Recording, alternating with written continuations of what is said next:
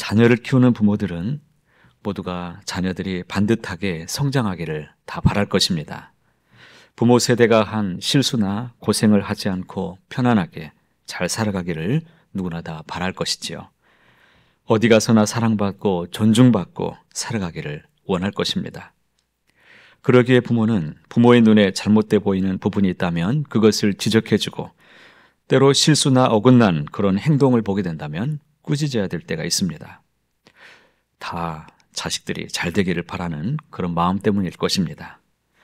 그러나 그런 마음이 지나쳐서 실수나 잘못한 모든 부분을 다 지적하고 꾸지람을 하게 된다면 자녀는 실수를 안 하는 완벽한 사람이 되는 것이 아니라 오히려 잘못하지 못한, 건강하지 못한 자아, 그리고 강박관념, 이런 것에 사로잡혀서 오히려 원만한 대인 관계를 맺지 못하는 그런 아이들로 자라는 것을 종종 볼 수 있습니다.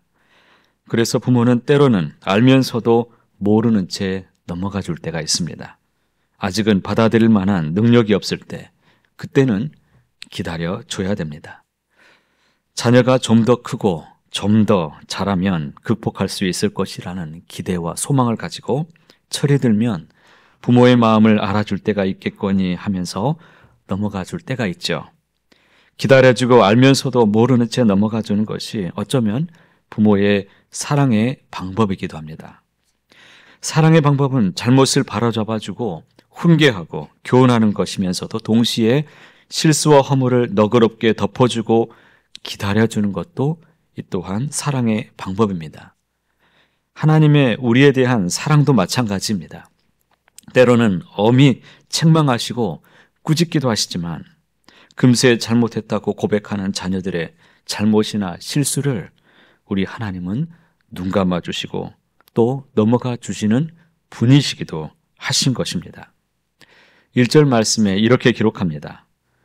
해가 바뀌어 왕들이 출전할 때가 되매 요압이 그 군대를 거느리고 나가서 암몬 자손의 땅을 격파하고 들어가 랍바를 에워싸고 다윗은 예루살렘에 그대로 있더니 요압이 랍바를 쳐서 함락시키매.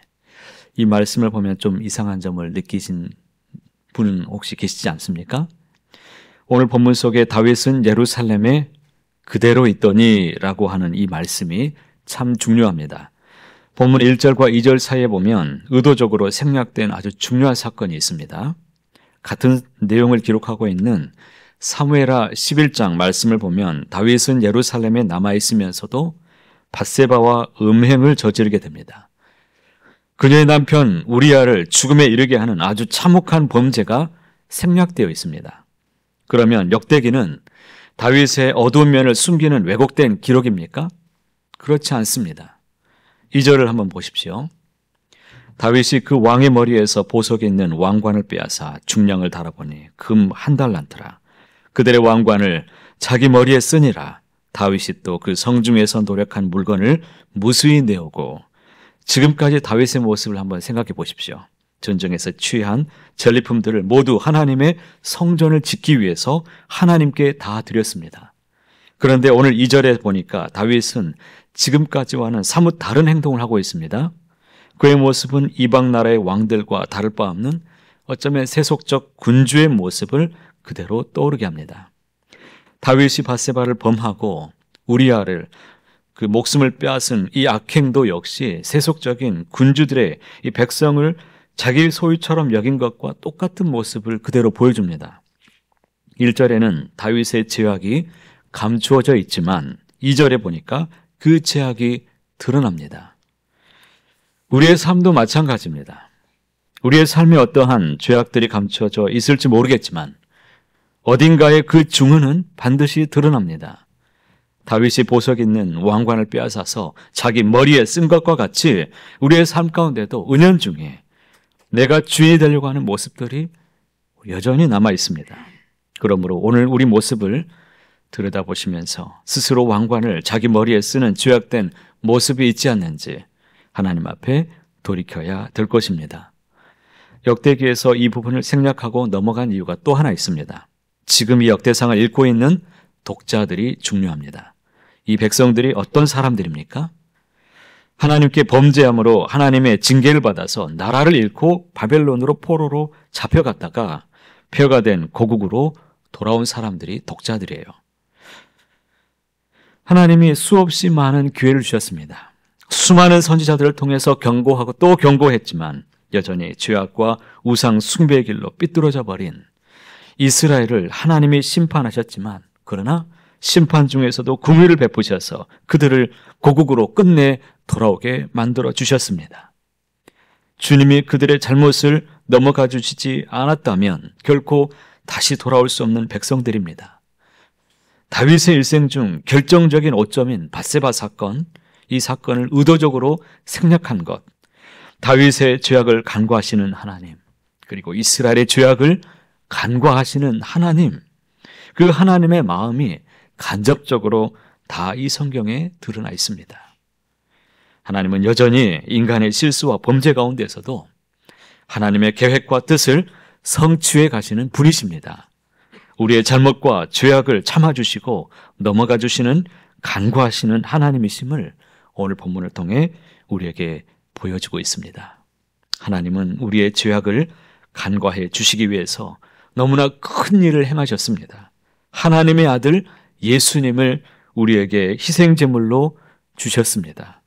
그 예수님의 희생으로 말미암아 우리의 죄악을 다 덮어주시고 눈 감아주시고 기다려주시고 간과해 주셨습니다. 로마서 3장 25절에 보면 이 예수를 하나님이 그의 피로써 믿음으로 말미암는 화목제물로 세우셨으니 이는 하나님께서 길이 참으시는 중에 전에 지은 죄를 간과하심으로 자기의 의로우심을 나타내려 하심이니. 이사야 43장 25절을 세 번역으로 제가 읽어보겠습니다. 나는 내 죄를 용서하는 하나님이다. 내가 너를 용서한 것은 너 때문이 아니다. 나의 거룩한 이름을 속되게 하지 않으려고 그렇게 한 것일 뿐이다. 내가 더 이상 너의 죄를 기억하지 않겠다. 하나님이 넘어가 주시지 않으셨다면 여기에 남아있을 사람은 아마 단 한 사람도 없을 것입니다. 그 꿰뚫어 보시는 하나님의 눈길 아래에서 숨조차 우리는 쉴 수조차 없었을 것입니다. 그러나 예수님, 그 예수 그리스도의 사랑으로 말미암는 그 하나님은 우리의 모든 지난 죄악들을 다 간과해 주셨습니다. 의도적으로 모른 채 하시는 분이십니다. 우리의 실수와 잘못에도 불구하고 다윗처럼 승리의 영광을 누리게도 하시고 실수마저도 하나님의 계획을 이루어가는 과정으로 빚어주고 계십니다. 그러므로 거친 세상에서 실패하거든, 길이 막혀서 보이지 않거든, 내가 지금 어떻게 해야 될지 알 바를 모르겠거든, 오늘 찬송처럼 그 손 못자국을 꼭 만지시길 바랍니다. 주님이 나에게 베푸신 그 은혜를, 만 가지 은혜를 헤아려 보십시오.